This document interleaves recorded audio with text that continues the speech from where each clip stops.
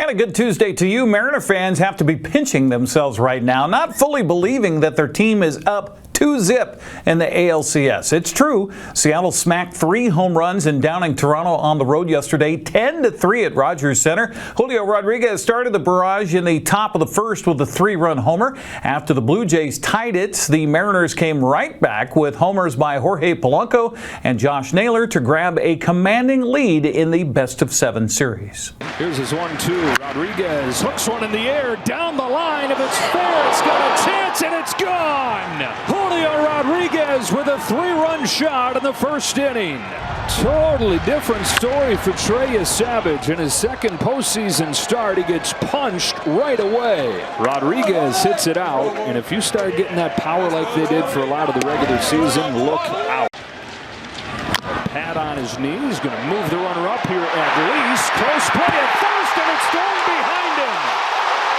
Blue Jays on the board. Lucas puts it in play. Naylor's feed was behind Gilbert, and it's 3-1. Line drive, right center, 3-2 as the Blue Jays have bounced right back. Kirk drives in Lucas. Toronto's already got more runs in game 2 than they had in 9 innings in game 1. Ball and a strike. Lucas muscles one up the middle, and they've tied it. Springer goes first to third. Lucas knocks in another. Off of the deck and tied up at 3. And then there was a wooden bat laying around the house. That's how he got his first accent, with a full-size wooden bat. Dribbled in play, Raleigh to first, in time. Cal Raleigh able to get Clement on that swinging bunt. And this was some kind of play, coming from the dirt and going to the turf. They earned their money back there. I know his teammates, you love to give catchers grief, but deep down you realize what an incredible role it is. Shot to right center field. Varsho on the run. He's at the track. He's at the wall. It's gone! It's Polanco again! Jorge Polanco is owning October for the Mariners. He's given them a 6-3 lead. When we see this replay, you're going to see one of the prettiest swings to the ball, short and in the zone. You cannot have a huge swing against a velocity fastball like Varland's. And so just a little bit of get fair. Smothered by Naylor. A little bit of miscommunication there, I guess, with me and Fonzie. All right, guys, what a play right there by Josh Naylor. And coming off what we just saw, it looked like he was hurting his last time up there. Diving stop to get George Springer for the first out of the 5th. Looked like it had eyes for right field, but Naylor was there. Great play. Flips it into left center field. It's down for a base hit to score Rivas. Crawford does what the situation calls for. Puts it in play with 2 strikes and brings him in. 7-3 Seattle. Flied to deep right field. Back goes Lucas at the wall. Goodbye! 3rd home run of the game for the Mariners, blasting their way through game 2. They lead it 9-3. It's the 3rd hit of the game for Josh Naylor, who has shown all the things that he brings. The bat to ball, the stolen base, and now the power. At a stadium where he went deep when he was a high schooler. Now as a big leaguer. The wrong group to not have great stuff against. Fly to center field. Varsho comes on to make the grab. Here comes Suarez. Throw to the plate from Varsho's cut off after the shoulder surgery that he had in the offseason. He has the weakest throwing arm in the American League. And so a sacrifice fly for J.P. Crawford. Grounder to third. Suarez has it to second. 1 to first. 2 to Seattle. 2-0. Who would have thought the Mariners would come in here? You'd figure running out of steam with not much in the tank. They had plenty and have firm control of this championship series.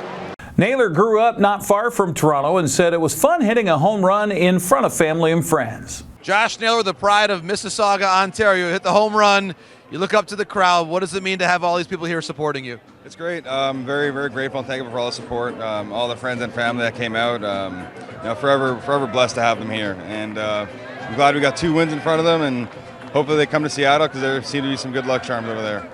You are the first Canadian to homer as a visiting player in Canada during the postseason. You think about all the history of Canadian ball players, Josh. What does that mean to you and your family? It's awesome. Honestly, I just want to play hard. I'm not really looking to hit a homer. I'm just looking to put it together good at bat, get on base for the next guy. I think we do a really good job of passing the baton and waiting for the next guy to get up, and then if he has a chance to do something special, he can. If not, pass the baton again.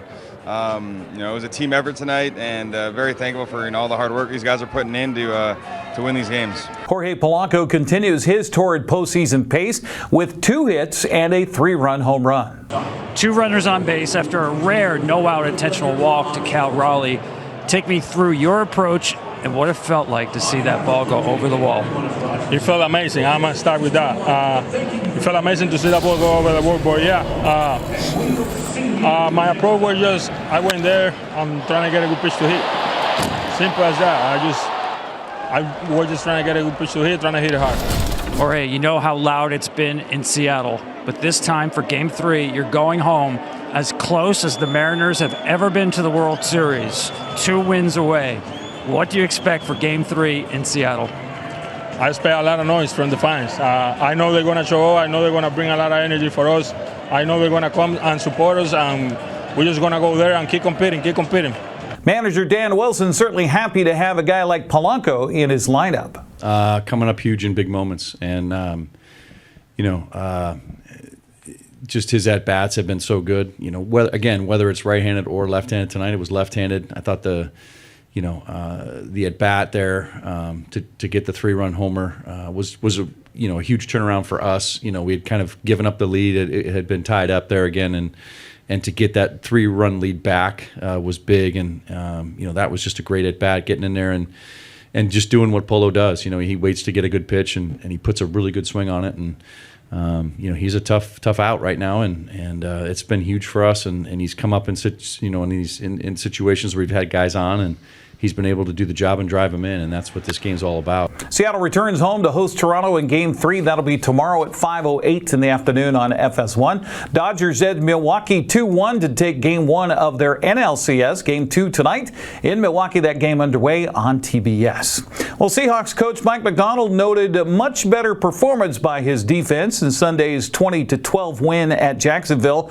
Biggest improvement, according to coach, was tackling. He added that the play of Leonard Williams up front continues to be a key factor on almost every down. Yeah, I don't know the stats, but the guy played a tremendous game yesterday. Set a lot of those guys up for success. Playing at a really high level. Whole front played great, and the effect that he's had with our, especially our young offensive linemen over the course of this season has been really cool. That really all of our defensive linemen and veteran offensive line guys, willing to sharpen each other has just been a 12-1 type of thing. Pretty cool. Seattle's back home on Monday night football against the Houston Texans, who are coming off of a bye. Girls soccer version of the Backyard Brawl was held yesterday between Omak and Okanagan. The Bulldogs came out on top of the Pioneers by a final of 2-1. Busy soccer scheduled today, already underway with Moses Lake on the road at Davis. Brewster's hosting Tonasket. Manson traveling to Bridgeport. Liberty Bell visits Lake Roosevelt, while Oroville hosts Pateros. The night games feature Toppenish at Ephrata, Quincy hosting Sela, Cashmere visits Connell, Cascade hosts Chelan, and Wenatchee plays at West Valley. Prep volleyball last night. Kittitas swept Cascade in 3 sets. Soap Lake got by Waterville-Mansfield 3-2, and Pateros blanked Bridgeport. Today's schedule has Pateros at Easton. The rest of the matches start at 6:30, with Wenatchee hosting West Valley. Davis visits Moses Lake. Ephrata is at Toppenish. Quincy's on the road at Tri-Cities Prep. Cashmere travels to Connell. Chelan hosts Omak. Cascade visits Bridgeport. Okanagan takes on Tonasket. Brewster hosts Lake Roosevelt. Eliot plays at Oroville, and Garden City Academy is hosting Cascade Christian. Well, as Wenatchee tries to extend its 7-match winning streak tonight against West Valley, NCWLIFE Channel will be there broadcasting live. Join yours truly with the play-by-play starting at 6:30. We'll have the call back at Wenatchee High School on Thursday night for more volleyball as the Panthers host Ellensburg. Latest coaches poll had Wenatchee ranked 4th in the 4A. The Bulldogs ranked 3rd in 2A. Join me for all the action Thursday night starting at 6:30. And coming up on Friday, it's the showdown for first place of the Big Nine as East East Mont host Moses Lake. I'll be joined with Grant Olson with your play-by-play. Pregame ceremony gets underway at 6:30. That's a look at sports news. I'm Eric Granstrom. Have a happy Tuesday.